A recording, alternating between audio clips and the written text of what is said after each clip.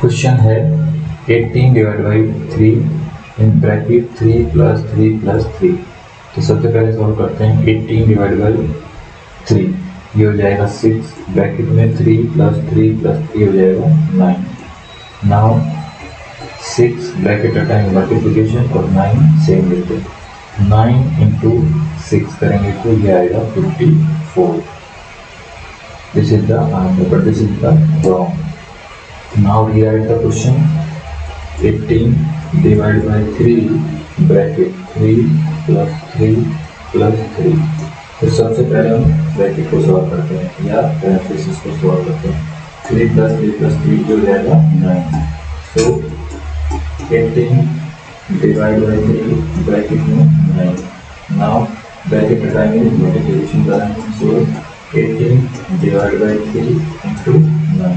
अब हम left to right check करेंगे, पहली प्रायोरिटी डिवीजन को देंगे, सेकंड प्रायोरिटी मल्टीप्लिकेशन को देंगे। सो 18 डिवाइड बाई 3 इंटू 9।